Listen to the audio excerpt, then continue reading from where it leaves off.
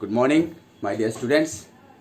आशा करता हूँ कि तुम सब अपने अपने घरों पे बहुत ही मज़े से हो, अच्छी तरह से हो, प्रिपरेशन भी कर रहे हो, पढ़ाई भी कर रहे हो, अपना ध्यान भी रख रहे हो। और तुम लोग ये जो आज का जो लेक्चर है, आज का जो ये जो सेशन है, ये तुम लोग मेरे साथ कंटिन्यू करने के लिए पूरी तरह से एकदम तैयार भी हो। आज हम सेकंड वॉल्यूम का एक यूनिट, एक चैप्टर, नया टॉपिक लेके आया हूँ। हम तो फर्स्ट वॉल्यूम का लगभग पूरा का पूरा फर्स्ट वॉल्यूम हमने ख़त्म कर चुके हैं। सेकंड वॉल्यूम का ऑप्टिक्स पोर्शन सर स्टार्ट करेंगे, लेकिन मैं तुम लोगों के लिए सेकंड वॉल्यूम का ही चैप्टर नंबर 12 यूनिट नंबर 8 तुम लोगों के लिए लेके आया हूँ, जो कि बहुत ही इंटरेस्टिंग है। और ये चैप्टर तुम लोग ऑलरेडी फर्स्ट ईयर के केमिस्ट्री में तुम लोग पढ़ चुके हो, इसीलिए ये चैप्टर बहुत ही मज़ा आने वाला है, बहुत ही इंटरेस्टिंग रहने वाला है। ये चैप्टर तुम लोग केमिस्ट्री में, फर्स्ट ईयर के केमिस्ट्री में स्ट्रक्चर ऑफ एटॉम्स बोल के इस चैप्टर पे तुम लोगों ने पढ़ चुके हैं ऑलरेडी। उसी चैप्टर को हम फिर से डील करेंगे, उसी चैप्टर को हम फिर से स्टडी करेंगे। तो ये चैप्टर मैं समझता हूँ, ये चैप्टर मैं तुमको समझा के दूंगा, बहुत ही डीपली हम समझेंगे। तो ये चैप्टर तुम लोगों को बहुत ही मज़ा आने वाला है। तो चलो ये चैप्टर का ये लेक्चर, ये सेशन आज हम शुरू करते हैं। हम आज शुरू करेंगे unit number 8 chapter number 12 atoms. Actually unit number 8 का नाम है atoms and nuclei. Unit number 8 का नाम है एटम्स एंड न्यूक्लियाई। तो हम इस एटम्स एंड न्यूक्लियाई के सिर्फ चैप्टर नंबर 12 एटम्स अभी स्टार्ट करेंगे, न्यूक्लियाई हम बाद में स्टार्ट करेंगे। ठीक है, 2 चैप्टर में तोड़ा गया है ये इस यूनिट को। तो पहला चैप्टर है यानी चैप्टर नंबर 12 यूनिट एटम्स। तो अभी हम स्टडी कर रहे हैं एटम के बारे में। अभी एटम क्या चीज है? What do you mean by atoms? Atoms is the primary stage, basic stage of matter. ये कोई किताबी डेफिनेशन नहीं है, मैं समझाने के लिए बोल रहा हूं। Atoms is the primary stage यानी इनिशियल, एकदम हम last stage of atom is the last stage of matter. ठीक है, एक मैटर इधर मॉलिक्यूल पे मैटर तो है, तो इसका लास्ट स्टेज क्या है? एटम।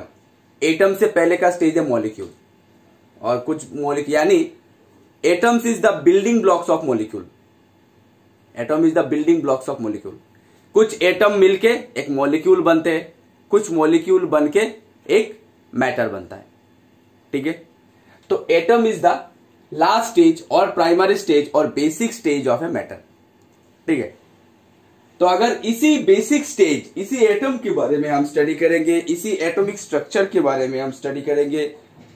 ठीक है, अभी एटम का शेप कैसा रहता है, एटम का देखने में कैसा रहता है, एटम का शेप क्या है, एटम का मॉडल कैसा है, इस एटॉमिक मॉडल को स्टडी करने के लिए बहुत सारे साइंटिस्ट ने एड़ी चोटी का जोर लगा दिया इस एटम के मॉडल के बारे में जानने के लिए कि ये कैसा रहता है, कैसा दिखता है, ये क्या करता है। ये सब स्टडी करने के लिए बहुत सारे साइंटिस्ट ने एड़ी चोटी का जोर लगा दिया था, जिसमें सबसे पहले हम अगर नाम लेंगे तो जिनका नाम है जे थॉमसन।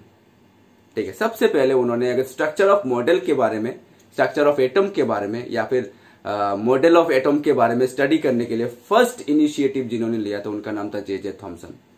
उसके बाद बहुत सारे साइंटिस्ट आए, अर्नेस्ट रदरफोर्ड आए, नील्स बोर आए, उसके बाद स्क्रोडिंजर्स आए।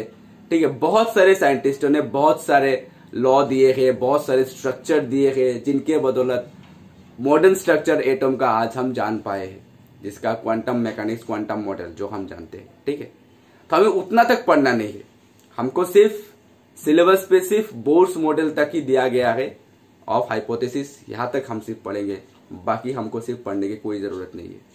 ठीक है, यानी quantum mechanism, पॉलिक्स exclusion principle, Aufbau principal जो है, ये हमको नहीं जानना है, ये हमको जानने की कोई ज़रूरत नहीं है, ये हमारे सिलेबस में नहीं है। ये हम फर्स्ट ईयर के केमिस्ट्री में पढ़ चुके हैं, लेकिन हमारे सेकेंड ईयर के फिजिक्स सिलेबस में ये सब नहीं है, ये नहीं है। तो सिर्फ हम बोर्ड्स मॉडल तक दिया गया है, तो हम सिर्फ boards postulates, boards atomic structure तक हम ही पढ़ेंगे। ठीक है, तो वहां तक जाने के लिए हमको पहले बेसिक स्ट्रक्चर से होके गुजरना पड़ेगा। अभी बेसिक स्ट्रक्चर क्या है? बेसिक स्ट्रक्चर के बारे में कौन पहले इनिशिएटिव लिया था, कौन पहले बेसिक स्ट्रक्चर के बारे में बोले थे? जिनका नाम है जे थॉमसन। ठीक है, तो फर्स्ट हम देखेंगे structure of model of structure of atom. Structure of model of atom,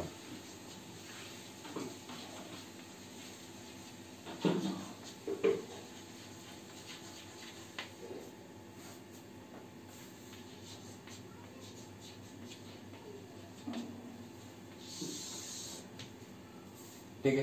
तो फर्स्ट स्ट्रक्चर के बारे में इनिशिएटिव लिया था J Thompson.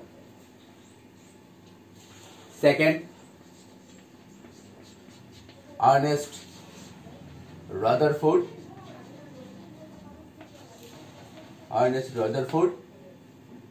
And the third Niels bore.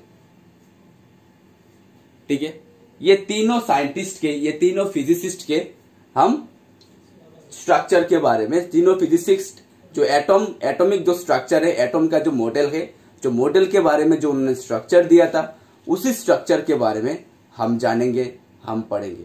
Nails bore को तो उनके स्ट्रक्चर के लिए, उनके जो थ्योरी है, उनके थ्योरी के लिए उनको नोबेल प्राइज भी मिला था। सबसे यंगेस्ट साइंटिस्ट थे जिन्होंने एटॉमिक स्ट्रक्चर का एक्यूरेट उन्होंने एक मॉडल तैयार किया था, मॉडल दिया था, एक प्रपोज किया था, कुछ पोस्टुलेट्स दिए थे, जिनके बदौलत एटॉमिक स्ट्रक्चर का मतलब जो मॉडर्न स्ट्रक्चर है उसका धीरे धीरे इजाद होना शुरू हुआ। तो जिनके वजह से nails bore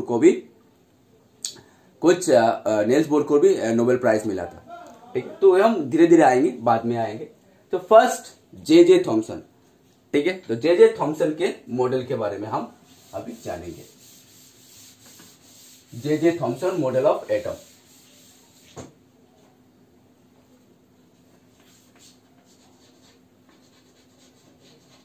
Thompson model of atomic structure. Thompson model of atomic structure. ठीक है, अभी थॉमसन ने क्या कहा? थॉमसन ने एज्यूम किया था, उन्होंने एज्यूम किया था कि एटम जो है, एटॉमिक स्ट्रक्चर जो है, वो एक पॉजिटिव चार्ज वाला एक स्फीयर है। अभी एटम देखो, अभी एटम क्या, हम तो अब जानते हैं, अभी बेसिक, सपोज सोडियम पकड़ लो। ठीक है, सोडियम ने अगर एक इलेक्ट्रॉन लूज कर दिया, तो लूज करने के बाद उसमें चार्ज आ जाएगा, सोडियम में आ जाएगा Na पॉजिटिव, यानी इलेक्ट्रॉन लूज हुआ, यानी इसमें पॉजिटिव आ गया। ठीक है, अब ये जो एटॉमिक्स, अगर हम देखें, ये हम जान चुके ऑलरेडी, थोड़ा सा रिवाइज कर रहा हूं कि सोडियम ने अगर एक इलेक्ट्रॉन छोड़ दिया तो उसमें चार्ज आ जाएगा पॉजिटिव। अभी पॉजिटिव चार्ज क्यों आता है? जब कोई मॉलिक्यूल, जब कोई एटम इलेक्ट्रॉन लूज करता है, चार्ज अगर लूज करता है, इलेक्ट्रॉन लूज करता है, तब उसमें पॉजिटिव चार्ज आता है। और जब कोई एटम इलेक्ट्रॉन गेन करता है तो उसमें नेगेटिव चार्ज आता है।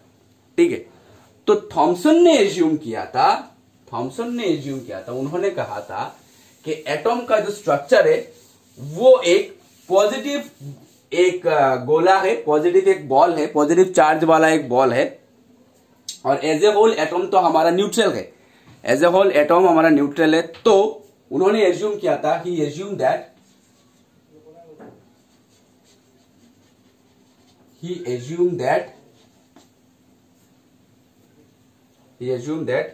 every atom consists a every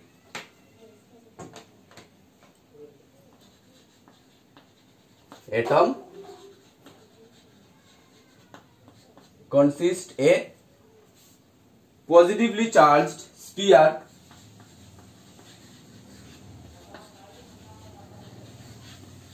positively charge वाला एक स्फीयर है of the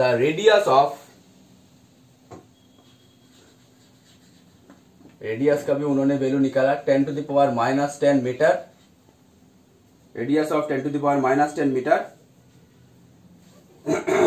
10⁻10 metre and electrons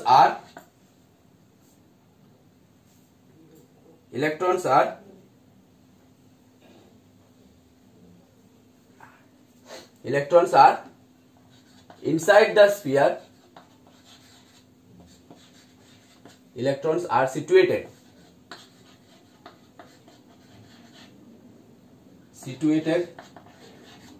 inside the sphere as like seeds of watermelon.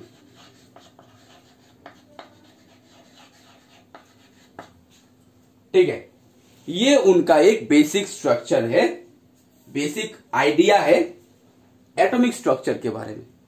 ठीक है, पहले उतार लो फिर मैं समझा के दे रहा हूं।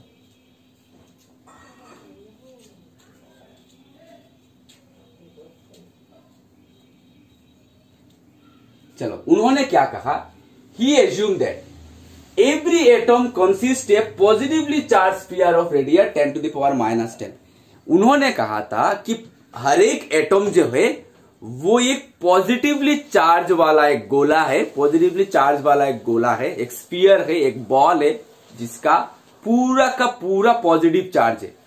एक बॉल है, एक स्फीयर है। उन्होंने एज्यूम किया था एटॉमिक स्ट्रक्चर जो है एक बॉल है, एक स्फीयर है जिसका रेडियस है 10⁻⁻10 और जिसका चार्ज है पॉजिटिव। ठीक है, अगर हम डायग्रामेटिकली अगर हम ड्रॉ करें तो ये उन्होंने एज्यूम किया था एक बॉल है। अभी तो 2 डायमेंशन प्लेन पे तो हम बॉल ड्रॉ नहीं कर सकते, तो उन्होंने एज्यूम किया था जो एटॉमिक स्ट्रक्चर जो है एक बॉल है, एक स्फीयर है जिसका रेडियस है 10⁻⁻10 मीटर, जिसका रेडियस है 10⁻⁻10 मीटर। ठीक है, और पूरा का पूरा एक पॉजिटिवली चार्ज है, पूरा का पूरा पॉजिटिवली चार्ज है हमारा, पूरा का पूरा ये पूरा गोला हमारा पॉजिटिवली चार्ज वाला गोला है। And electrons are situated inside the sphere. Electron जो है वो स्फीयर के अंदर सिचुएटेड है। कैसे सिचुएटेड? Seeds like watermelon. तरबूज का सीड्स देखे हो ना, तरबूज का बीची देखे हो ना, तरबूज का, तरबूज के अंदर एक तरबूज इमेजिन करो। उन्होंने एक इमेजिन किया था कि एटॉमिक स्ट्रक्चर जो है वो तरबूज की तरह, तो अंदर पूरा लाल रहता है, पूरा का पूरा लाल रहता है। वो लाल पार्ट उन्होंने एज्यूम किया पॉजिटिवली चार्ज, अंदर का अंदर पूरा उन्होंने एज्यूम किया ये पॉजिटिवली चार्ज। और इलेक्ट्रॉन जो है 2 1 2 1 1 2 1 3 4 ऐसा कुछ रहता है ना, सीड्स ऑफ वाटरमेलन। वाटरमेलन के अंदर उसके अंदर 1 2 सीड्स रहते हैं ना, मैक्सिमम 4-5 रहेंगे। तो ठीक वैसे ही electrons are situated inside the sphere as like seeds of electron, as like seeds of watermelon।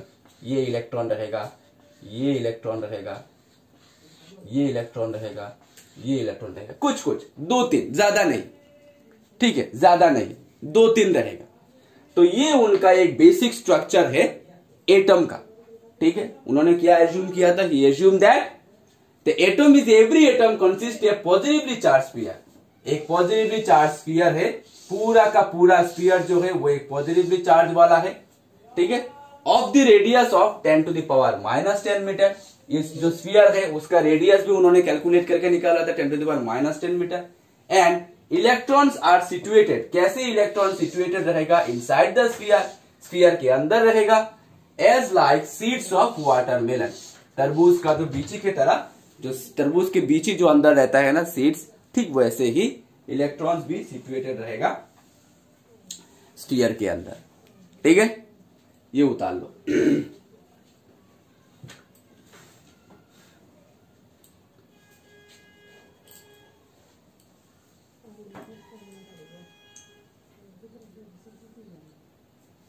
ये थॉमसन का बेसिक आइडिया है, बेसिक स्ट्रक्चर है एटॉम्स के बारे में, ठीक है।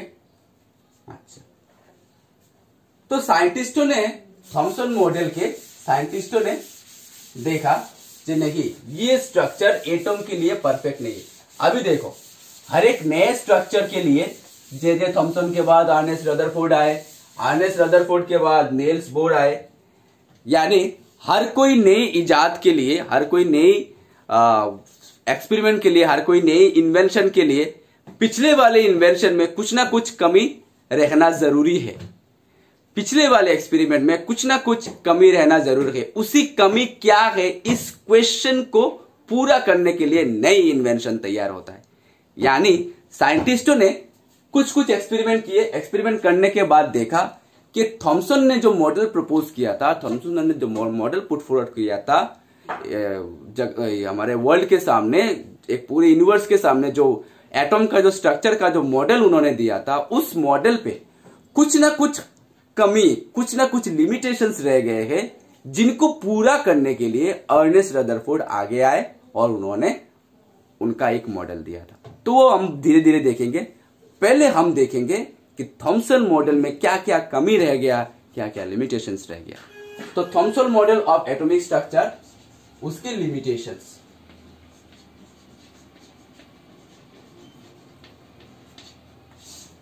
उसके लिमिटेशंस, क्या क्या लिमिटेशंस है थॉमसन मॉडल में। It could not explain, it could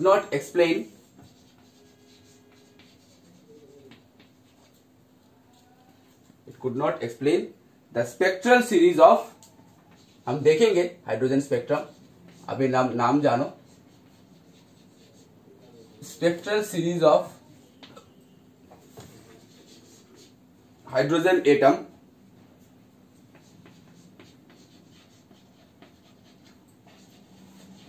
and hydrogen atom and other atoms respectively। ये था फर्स्ट लिमिटेशन। क्या था कि हाइड्रोजन एटम का जो स्पेक्ट्रल सीरीज है, ये हम देखेंगे जब हम बोर्स थ्योरी पढ़ेंगे, तब हम देखेंगे कि हाइड्रोजन का स्पेक्ट्रम आता है, बहुत सारे सीरीज आता है, Lyman series, बामर series, pastel series, bucket series, preferred series, ये सारे सीरीज, सारी स्पेक्ट्रल लाइंस बोर्स थ्योरी में होता है। लेकिन जे थॉमसन ने वो सारे स्पेक्ट्रल लाइंस को उन्होंने एक्सप्लेन नहीं कर पाए, उन्होंने वो दिखा नहीं पाए। यही कमी रह गया था, फर्स्ट कमी रह गया था उनके जो लॉ उन्होंने प्रपोज किया था, एटॉमिक स्ट्रक्चर जो प्रपोज किया था, ठीक है। सेकंड उन्होंने क्या प्रपोज, सेकंड उनका थ्योरी का क्या क्या लिमिटेशन है। सेकंड लिमिटेशन है, it could not explain the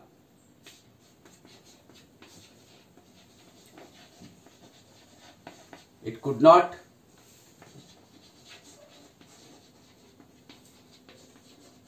explain the large angle scattering of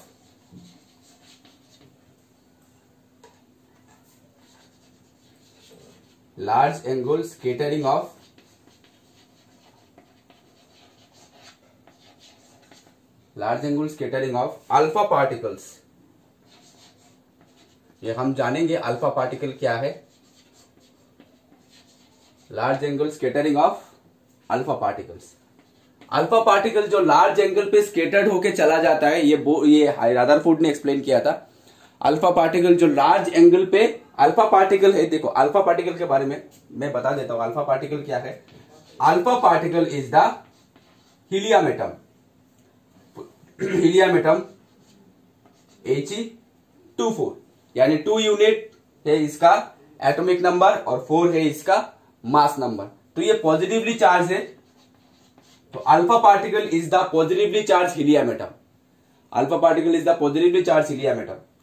तो थॉमसन जो मॉडल है, वो मॉडल अल्फा पार्टिकल जो लार्ज एंगल पे स्केटर्ड होके, यानी लार्ज एंगल पे ऐसे बैंड होके चला जाता है, स्केटर्ड होके चला जाता है, वो क्यों होता है, किस लिए होता है, ये क्वेश्चन मार्क को थॉमसन ने एक्सप्लेन नहीं कर पाए।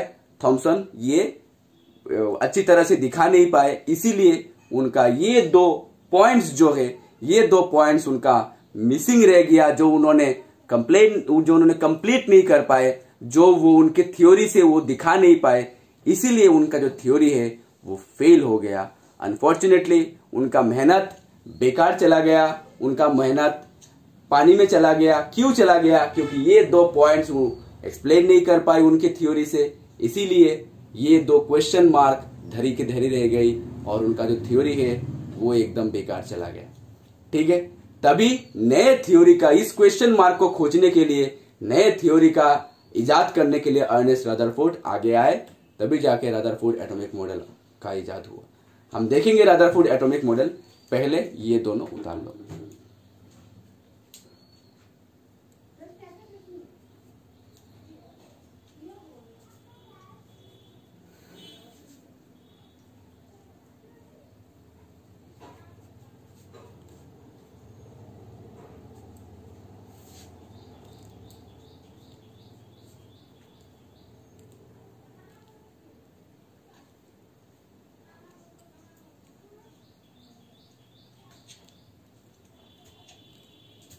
निकाल लिया? चलो, तो थॉमसन मॉडल का एकदम पूरी तरह से धराशायी हो गया। थॉमसन मॉडल को साइंटिस्ट लोग एक्सेप्ट नहीं कर पाए, क्योंकि उनके थ्योरी पे कुछ ना कुछ लिमिटेशंस रह गया, कुछ ना कुछ वो एक्सप्लेन नहीं कर पाए, कुछ ना कुछ उनका जो मिसिंग टर्म रह गया वो उन्होंने एक्सप्लेन नहीं कर पाए, इसीलिए उनका थ्योरी जो है वो फेल हो गया। अभी एटॉमिक स्ट्रक्चर का जो खोज है वो अभी तक एक क्वेश्चन मार्क में ही रह गया। अभी कौन आएगा? ये 2 क्वेश्चन मार्क को कौन सॉल्व करेगा? ये 2 क्वेश्चन मार्क जो साइंटिस्टों के लिए सरदर्द का कारण हो रहा था, बहुत ही चिंताजनक बातें थी। ये स्ट्रक्चर, एटॉम का एक्चुअल स्ट्रक्चर कैसे आएगा, ये स्ट्रक्चर कौन देगा, ये 2 क्वेश्चन मार्क जो लिमिटेशंस थॉमसन मॉडल में रह गई, ये 2 लिमिटेशंस को कौन सॉल्व करेगा, कौन ठीक करेगा? इसी के लिए एक यंग साइंटिस्ट आगे आए जिसका नाम था अर्नेस्ट रदरफोर्ड। उन्होंने ये मॉडल देने से पहले एक एक्सपेरिमेंट किया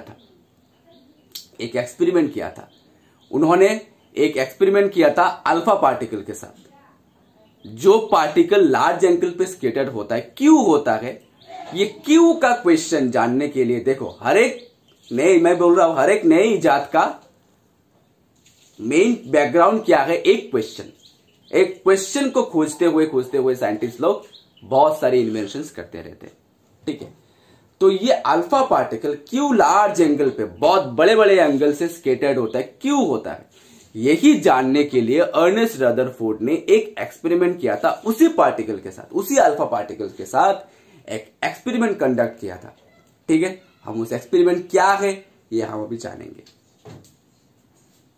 रदरफोर्ड अल्फा स्कैटरिंग एक्सपेरिमेंट।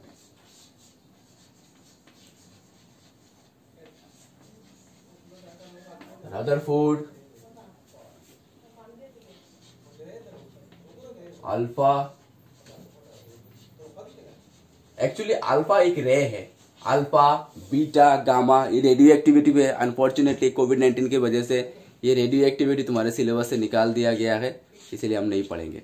ये अल्फा बीटा गामा एक रे है। Rutherford alpha scattering experiment.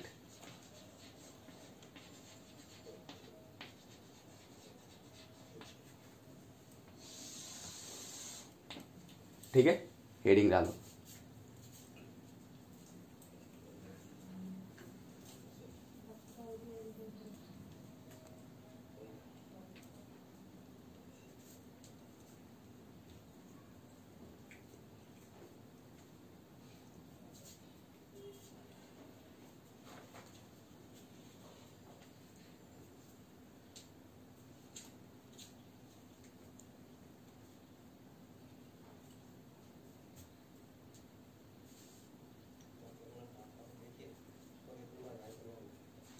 ठीक है, अच्छा, तो अल्फा पार्टिकल क्या है ये हम थोड़ी देर पहले जान चुके हैं। अल्फा पार्टिकल क्या है? Alpha particle is the alpha particle is the positively charge, alpha particle is the positively charge helium atom, positively charge helium atom. ठीक है, अल्फा पार्टिकल का चार्ज पॉजिटिवली है, नहीं है तो भी जान लो। बीटा पार्टिकल जरूरत नहीं है, फिर भी तुम लोगों के क्वेश्चन के लिए जानने के लिए मैं बोल रहा हूं। Beta particle is the negatively charged, negatively charged electron 0 -1, negatively charge electron. ठीक है, एंड गामा पार्टिकल कोई चार्ज नहीं, no charge, moved with velocity of light, moved with velocity of light के स्पीड से मूव करता है गामा पार्टिकल। हमको सिर्फ अल्फा पार्टिकल चाहिए। मैं तुम लोगों के एक्स्ट्रा जानने के लिए बीटा और गामा का भी इंफॉर्मेशन मैंने दे दिया है। ठीक है, उतार भी सकते हो, उतार लो, जानने के लिए काम आएगा। रेडियो एक्टिविटी नहीं है, रेडियो एक्टिविटी हमारे सिलेबस में कोविड-19 के वजह से हमारे काउंसिल ने रेडियो एक्टिविटी का पूरा जो पोर्शन है पूरा का पूरा निकाल दिया है। बहुत ही इंटरेस्टिंग टॉपिक था रेडियो एक्टिविटी, पता नहीं क्यों निकाल दिया। चलो निकाल दिया तो निकाल दिया, इसलिए हम नहीं पढ़ेंगे, लेकिन अभी तो चाहिए ना अल्फा पार्टिकल के बारे में। अल्फा पार्टिकल के बारे में हमको चाहिए, हमको जानना पड़ेगा अल्फा पार्टिकल क्या है। बीटा और गामा का भी नहीं चाहिए, लेकिन फिर भी उसके साथ साथ बुरा लगेगा ना अल्फा पार्टिकल को कि सिर्फ मेरे को इंट्रोड्यूस किया, बाकी दोनों को, मेरे दोनों भाइयों को क्यों नहीं किया। तो ये मैंने तीनों भाइयों का कर दिया, अल्फा बीटा गामा। ठीक है, उतार लो।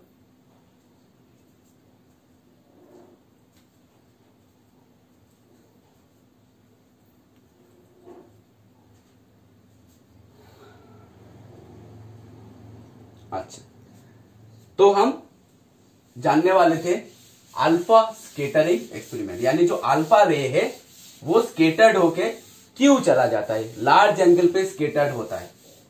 ठीक है, अच्छा, तो उन्होंने एक्सपेरिमेंटल सेटअप किया था, ऐसे एक्सपेरिमेंट का सेटअप किया था।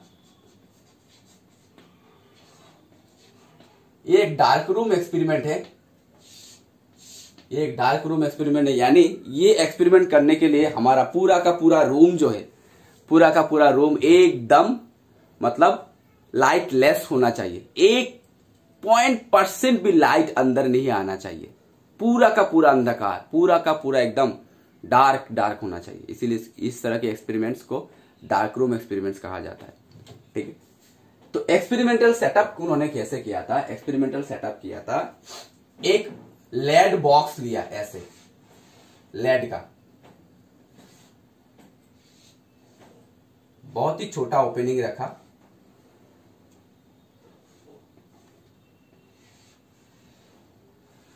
एक लेड बॉक्स लिया। ठीक है, ऐसे ये एक लेड बॉक्स है, लेड से कोई रेडिएशन पास नहीं होता है, लेड पीवी, लेड से कोई भी रेडिएशन बाहर नहीं आता है। ठीक है, अंदर ही अंदर रहता है। तो बहुत ही छोटा एक ओपनिंग रखा, ये मैंने बहुत बड़ा दिखाया लेकिन ये ओपनिंग एकदम छोटा है, पिन होल एकदम छोटा एक ओपनिंग है। ये मैंने थोड़ा बड़ा दिखाया तुम लोगों को समझाने के लिए। एक छोटा सा ओपनिंग है, एकदम छोटा, पिन के समान, एक सुई को आर पार करके जितना छोटा हो सके उतना छोटा, यानी यहां से जो अल्फा रे का जो रे निकलेगा एकदम फाइन पेंसिल ऑफ रे निकले, एकदम फाइन पेंसिल ऑफ अल्फा रे निकलेगा। ठीक है, तो उसी ओपनिंग के सेंटर पे उन्होंने एक रेडियो एक्टिव मटेरियल को बिठाया, यूरेनियम, रेडियो एक्टिव मटेरियल को बिठाया, यूरेनियम, एक रेडियो एक्टिव मटेरियल को बिठाया, यूरेनियम 235। अब रेडियो एक्टिव मटेरियल क्या है, जिसका एटॉमिक नंबर ग्रेटर देन 90 व ग्रेटर देन 80 पकड़ लो, और जिसका मास नंबर ग्रेटर देन 180, जो 180 के मास नंबर के ऊपर रहेगा और जिसका एटॉमिक नंबर ग्रेटर देन 80 रहेगा उन सारे मटेरियल्स को हम रेडियो एक्टिव मटेरियल बोलेंगे। देखो पीरियोडिक टेबल के एकदम नीचे पे जो लैंथेनॉइड्स एंड एक्टिनॉइड सीरीज है हमारे, वहां पे बहुत सारे रेडियो एक्टिव मटेरियल है, जैसे कि uranium, thorium, polonium, palladium, radium, actinium, rutherfordium, ठीक है, आइंस्टाइनियम।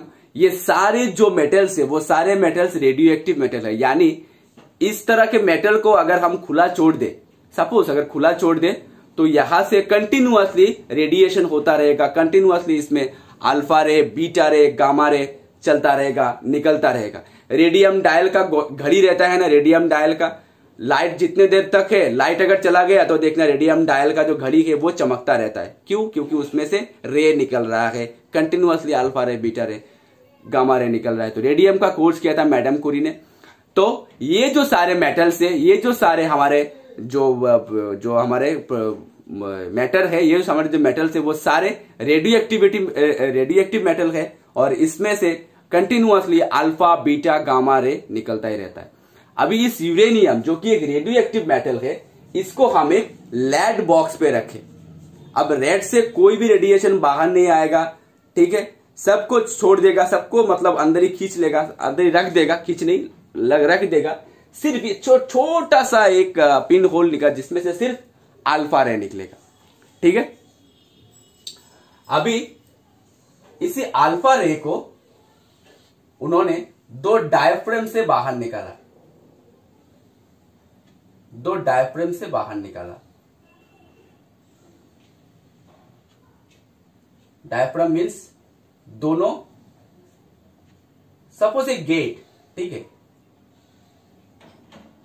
दो डायफ्राम से बाहर निकाला ताकि इधर उधर ना जा सके, सिर्फ सीधा ही जा सके। ये दो डायफ्राम है जिसको हम D1 और D2 नाम से जानेंगे, ठीक है। डायफ्राम मतलब ऐसे, ठीक है, ये ऐसे, तो इसके बीच में से रे निकलेगा, ऐसे ऐसे रखा उन्होंने दो डायफ्राम, ठीक है। तो इन दोनों डायफ्राम के बीच से निकलेगा, ना कि इधर से जाएगा ना कि उधर से जाएगा, सिर्फ सीधा जाएगा, ठीक है। तो दो डायफ्राम के बीच से निकाला और उन्होंने स्ट्राइकिंग के लिए इस अल्फा रे को स्ट्राइक किया एक थिक गोल्ड मेटल प्लेट से, एक थिक गोल्ड फॉयल से उन्होंने, गोल्ड यानी ओरम, ठीक है, एक थिक गोल्ड फॉयल से उन्होंने इस रे को स्ट्राइक किया, गोल्ड फॉयल, ठीक है। गोल्ड का एटॉमिक नंबर बहुत ज्यादा रहता है जिसके वजह से ये रे स्केटर्ड होके चला जाता है, ठीक है। उसके बाद उन्होंने एक स्क्रीन रखा, उसके बाद उन्होंने एक स्क्रीन रखा,